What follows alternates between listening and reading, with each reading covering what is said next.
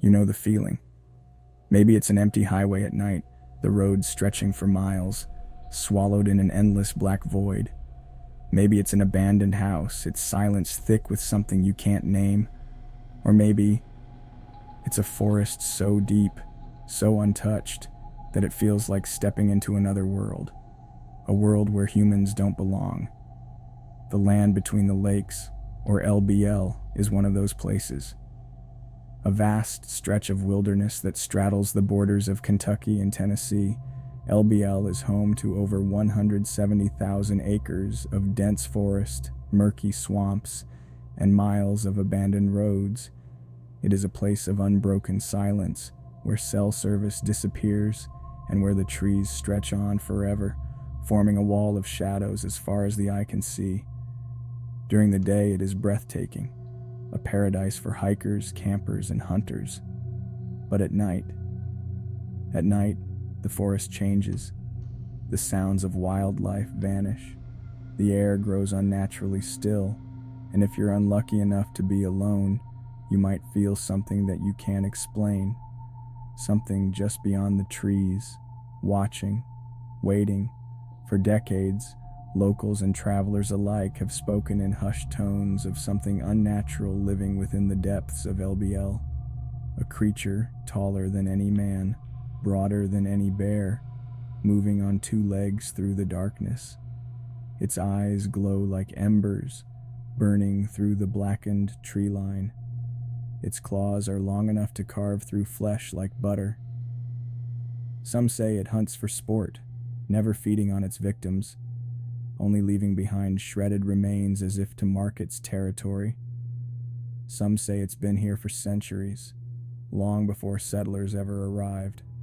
Others whisper that the government knows what lurks within LBL, and they've been hiding it from us. The question isn't whether the beast of the LBL is real. The question is how many people have vanished into those woods, never to be seen again, and how many more will follow. If you ever find yourself deep in the land between the lakes, miles away from civilization, with nothing but the wind through the trees and the distant calls of unseen animals, and you hear breathing, deep, ragged, animalistic breathing. Whatever you do, don't run, because it's already too late. It has already found you. The land between the lakes has always been a place of untamed wilderness. Even today, despite modern roads and campsites, there are places so remote that no human footsteps have touched them in decades.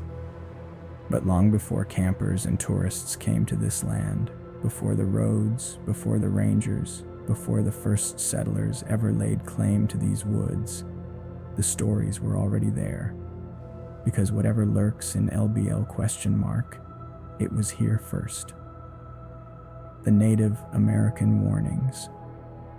The Shawnee people who once lived in this region had a name for it. The one who walks between, a creature neither fully man nor fully beast, something caught between two worlds. It was said to stalk those who wandered too far from their tribes, too deep into the woods where even warriors feared to tread. According to legend, the one who walks between was a hunter unlike any other. It would track its victims for days, even weeks.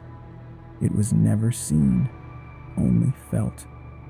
A presence in the shadows, a set of glowing eyes in the darkness, a whisper of breath too low, too unnatural to belong to anything human.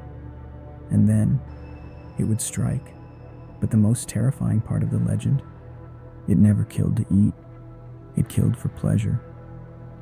The Shawnee believed that this creature was not an animal, but something much worse, a spirit, a curse, a demon that had existed in this land since time itself began. It was said that if you locked eyes with it, you would never be the same again. The Chickasaw people told similar stories. They called it the Wolf Man of the Shadows, and their elders warned young hunters never to camp alone in the deep woods. If you did, you would wake to find footprints circling your campfire. And if you followed those footprints, you'd find nothing, because the creature had already found you, and it was only a matter of time. The settlers arrive, and the disappearances begin. When the European settlers arrived in the 1700s, they did not listen to the warnings of the indigenous people. They cleared the land, they built homes, they hunted the animals, and the disappearances began. Early records tell of entire families vanishing overnight. Men who had gone hunting in the morning and never returned. Livestock found slaughtered in gruesome, unnatural ways, but never eaten. Many dismissed it as wolves, bears, or outlaws, but some had seen it. One fur trapper's journal from 1793 contains one of the earliest known written accounts of the beast of the LBL. His words, scrawled in messy ink, still send chills down the spine of those who read them. The howls began at dusk, low, guttural, unnatural. The horses refused to move. We sat in silence, our muskets ready. Then, from the tree line, eyes, yellow, watching, it stood upright, too tall to be a man, too broad. It was waiting. I know it was waiting.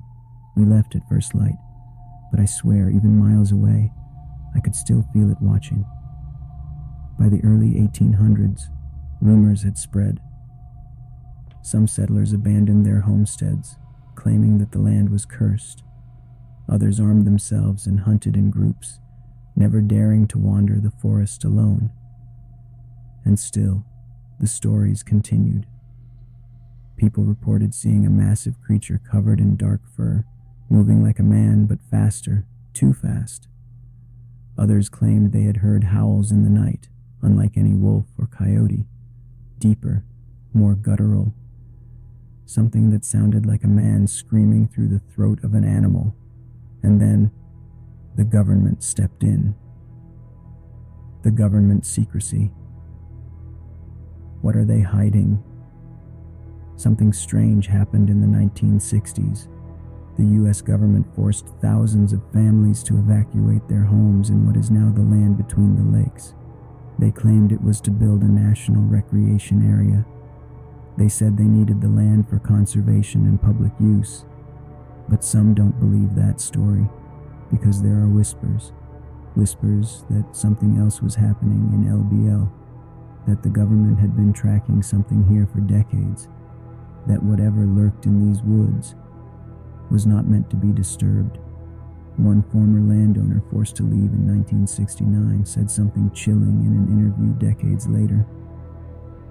They didn't just move us out, they erased us, our farms, our records, gone, like we were never here. And I tell you now, I know why. I saw something in those woods once, back in 1957. Something I ain't never seen before, and never seen since. And I don't think I was supposed to see it at all. What did he see? What did the government find in LBL that made them relocate an entire population? And more importantly, what's still out there? There are some stories that never make the news. Stories that should be in police reports, should be recorded somewhere. But they aren't. Not because they never happened, but because someone made them disappear. And if you ask the right people, the ones who have lived in the land between the lakes long enough to hear the whispers, long enough to remember, you'll hear one such story. A story so gruesome, so horrifying, that even those who believe in nothing will pause before dismissing it. Because this story, it's real. And it's proof that whatever lurks in LBL kills. A family trip that ended in blood. The year was 1982. A father, mother, teenage daughter, and their youngest child, a 6-year-old boy, arrived in the land between the lakes for a weekend camping trip. They weren't locals. They didn't know the stories. To them, LBL was just a place to unwind, a place to escape the city and reconnect with nature. They set up their camper in a remote area, away from other visitors. The father had chosen the location on purpose. He wanted peace and quiet. No people, no distractions, no one to hear them scream. The last known sighting of the family was at a small bait and tackle shop near the entrance of LBL. The father bought some extra fishing gear. The mother stocked up on supplies. The little boy, excited, talked about roasting marshmallows that night. That night never came, because something came for them first. The discovery, a bloody scene. The next morning, when the rangers made their rounds, they came upon something that should never have been seen. The camper was still there. The fire pit had burned out, but the silence was wrong. Even from a distance, something about the sight felt off. One of the rangers called out. No answer. He stepped closer, pushing past the tension in his chest. Then he saw the first body. The father was outside the camper, sprawled in the dirt like he'd been thrown there. His throat had been torn open, ripped apart so violently that his head was barely attached to his body. Deep claw marks ran down his back, ripped through his clothing and into his flesh. But he hadn't been attacked while lying there. He had been running. The ranger radioed for backup. He didn't need to check inside the camper. He already knew it was bad, but when he stepped inside, it was worse. The walls were soaked in blood. The furniture had been ripped apart, shredded as if by massive claws. And the mother and daughter? They had been torn apart, limbs scattered, bodies mutilated beyond recognition. But the little boy was missing. The missing child, taken or devoured, no remains, no tracks, no sign of struggle. Just a small, bloody handprint on the outside of the camper door, as if he had tried to escape, as if he had been taken. To this day, no trace of the child has ever been found, and perhaps the most disturbing part, there was no sign that anything had been stolen from the camper. No valuables taken, no food missing. This was not a robbery, this was a slaughter, and someone, or something, wanted to make a statement. The cover-up. Why was this story erased? What should have followed was an investigation, a police presence, a manhunt. Instead, the case vanished. There are no official police reports, no archived newspaper articles, no documented missing persons case for the family. Some say the military arrived before the news could spread, that the scene was cleaned up, silenced, erased. But there were witnesses, people who saw the aftermath. A retired law enforcement officer who worked in the region in the 1980s later came forward with a chilling statement. I was young then, new to the job. I wasn't a part of it, but I heard things you're not supposed to hear. There was a case, a family in LBL. We weren't allowed to talk about it. The reports were buried before they were ever written, and I don't know who made it happen, but I know this. Whatever killed that family, it wasn't human. If the government knows about the beast of the LBL, why are they keeping it secret? Could it be that they've been tracking this creature for decades? And if so, why haven't they stopped it? Or worse, what if they can't? Legends are easy to dismiss. It's easy to tell yourself that the stories aren't real, that there's a logical explanation for every strange noise, every shadow, every fleeting moment, when you feel like you're being watched. But if you talk to the right people, the ones who have spent their lives in and around the land between the lakes, they'll tell you the truth. They've seen it, and they barely made it out alive. Case number 1, The Hunter's Nightmare, 2006. Jack Reynolds was a seasoned hunter, the kind of man who knew the woods better than his own house. He had hunted in LBL for years, tracking deer, camping alone for days at a time. He never feared the wilderness, until one night in the fall of 2006. I was about 6 miles deep into LBL, far off the main trails. I had my rifle, my pack, and my instincts, It was late October, and the air had that crisp, dead silence you get before a storm. No wind, no bugs, just nothing. It should have been peaceful, but it wasn't. It felt wrong. Jack was setting up camp when he first heard it. It started as a low growl. Deep. Too deep. I've hunted black bears before, and this wasn't a bear. It was lower, meaner. The kind of sound you feel in your ribs. He stood still, listening. The growl came again. Closer. Jack lifted his rifle. I scanned the trees, but there was nothing. Just that feeling. Like something was watching me. Something that wanted me to know it was there. Then came the snap of a branch. Not the small kind. Not the sound of a squirrel or a raccoon. A thick, heavy branch breaking under something big. I turned fast, my rifle ready. And that's when I saw it. Just beyond the tree line, about 30 yards away, stood something that shouldn't exist. It was massive, easily 7 feet tall, maybe more. It was covered in thick, dark fur, its arms too long, its chest broad like a bodybuilder, and its face, a wolf. But not like any wolf I'd ever seen. The muzzle was longer. The eyes were glowing yellow like firelight, and it was just standing there, looking at me, studying me.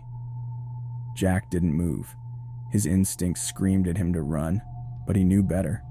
Predators chase prey. I slowly raised my rifle. I didn't want to shoot, not yet, but I had to let it know I wasn't easy prey. And that's when it grinned. I swear to God it bared its teeth, not in a snarl, not like an animal, like a man, like it knew I was scared, like it enjoyed it. Jack pulled the trigger. The shot rang out, echoing through the trees, but the creature didn't fall. I hit it. I know I hit it, but it didn't go down. It just flinched like I'd pissed it off. Then it moved. Fast, too fast. It dropped to all fours and ran like a damn greyhound right into the trees, gone in seconds. Jack didn't sleep that night, and when he hiked out at sunrise, he never went back. Legends are easy to dismiss. It's easy to tell yourself that the stories aren't real, that there's a logical explanation for every strange noise, every shadow, every fleeting moment, when you feel like you're being watched. But if you talk to the right people, the ones who have spent their lives in and around the land between the lakes, they'll tell you the truth. They've seen it, and they barely made it out alive. Case number 1, The Hunter's Nightmare, 2006. Jack Reynolds was a seasoned hunter, the kind of man who knew the woods better than his own house. He had hunted in LBL for years, tracking deer, camping alone for days at a time. He never feared the wilderness, until one night in the fall of 2006. I was about 6 miles deep into LBL, far off the main trails. I had my rifle, my pack, and my instincts. It was late October, and the air had that crisp, dead silence you get before a storm. No wind, no bugs, just nothing. It should have been peaceful, but it wasn't. It felt wrong. Jack was setting up camp when he first heard it. It started as a low growl. Deep. Too deep. I've hunted black bears before, and this wasn't a bear. It was lower, meaner. The kind of sound you feel in your ribs. He stood still, listening. The growl came again. Closer. Jack lifted his rifle. I scanned the trees, but there was nothing. Just that feeling. Like something was watching me. Something that wanted me to know it was there. Then came the snap of a branch. Not the small kind. Not the sound of a squirrel or a raccoon. A thick, heavy branch breaking under something big.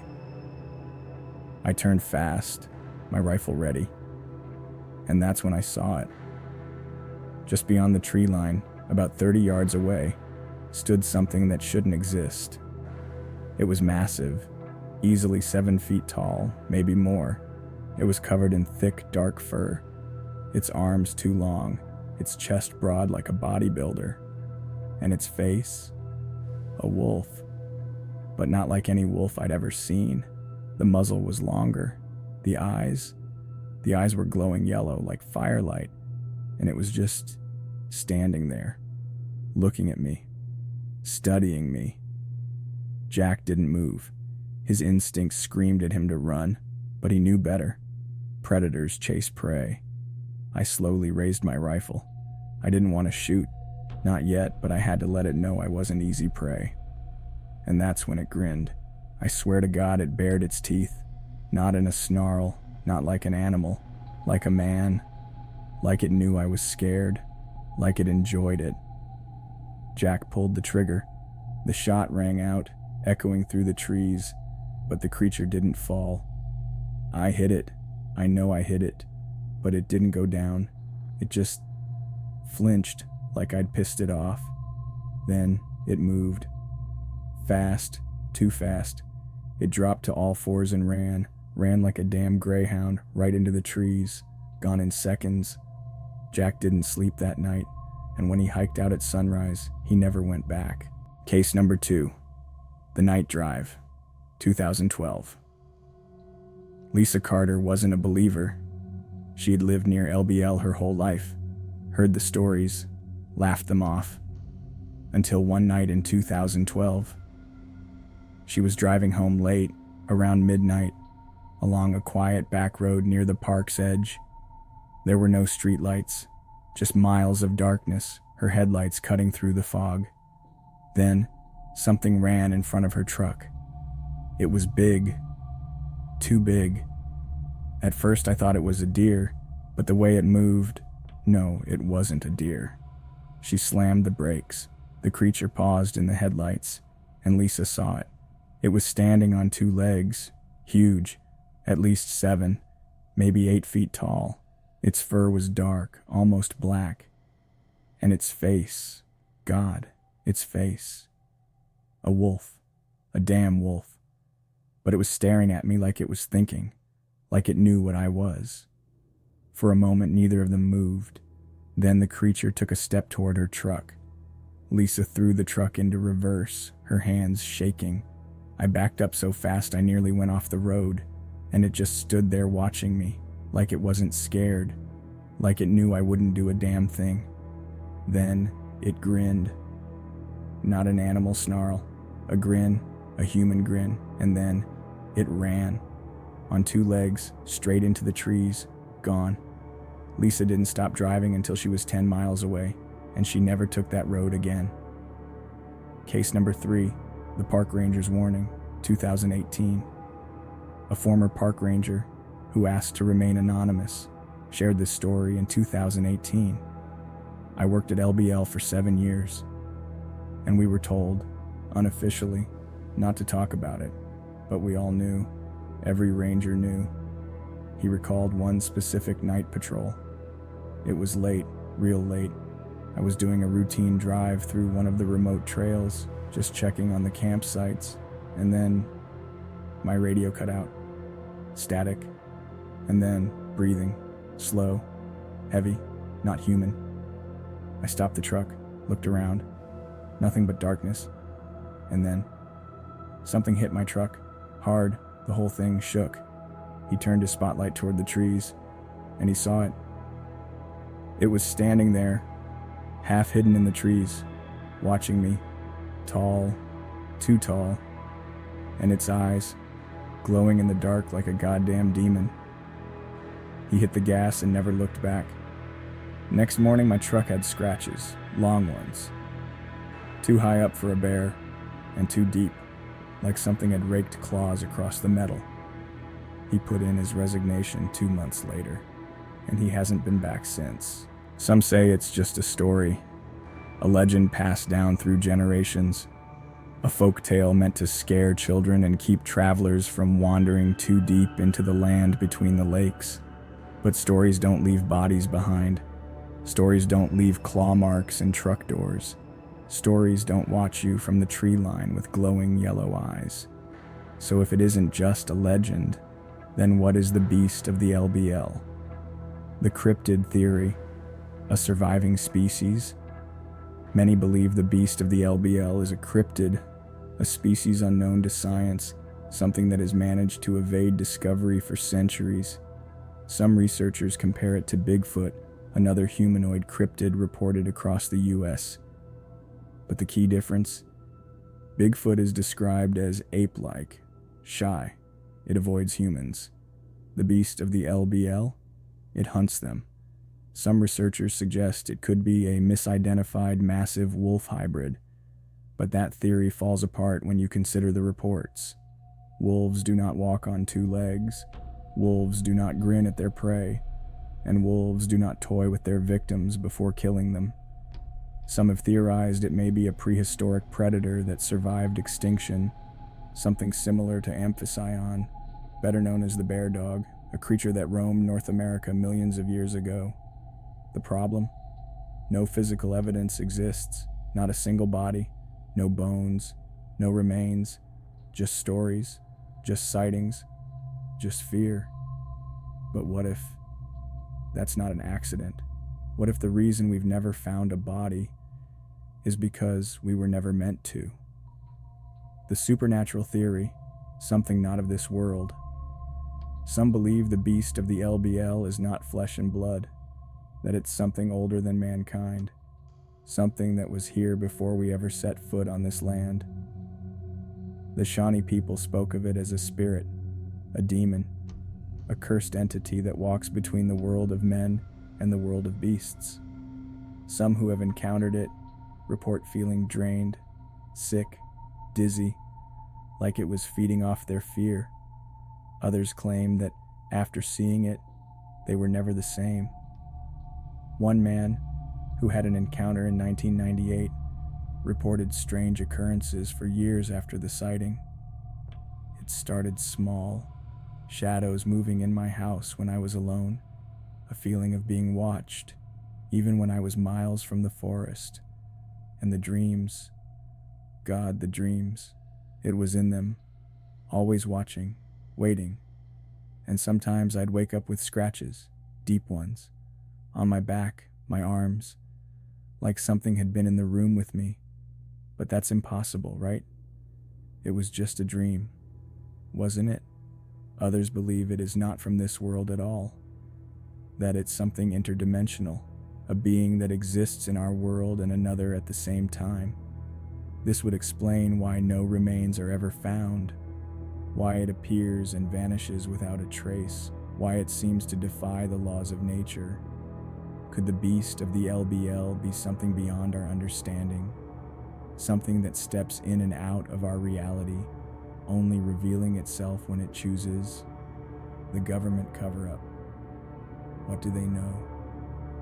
If this was just a local legend, a simple folktale, why are there whispers that the government knows exactly what lurks in the LBL?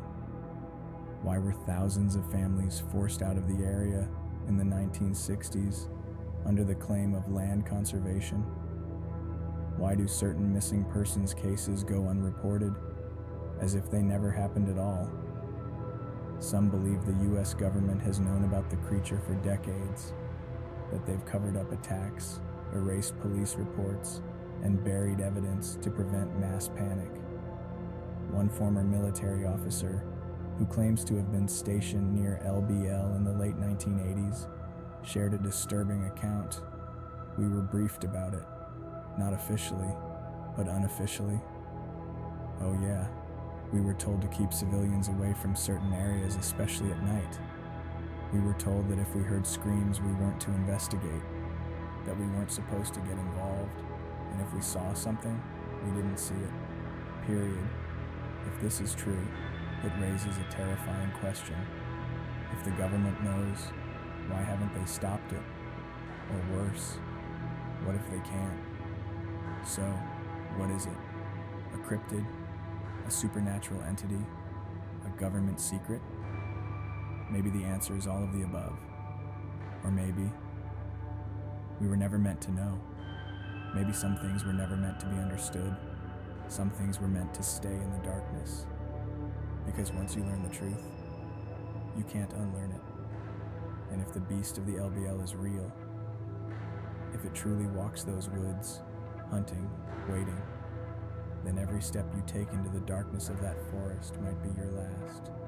So if you ever find yourself deep in the land between the lakes, and the wind dies, and the animals go silent, and the air turns thick and heavy, as if the forest itself is holding its breath, and you hear it, the slow, deep, inhuman breathing, the crack of a branch behind you, the low, guttural growl that rumbles in your chest, don't turn around, don't run, because if you do, it will be the last thing you ever do.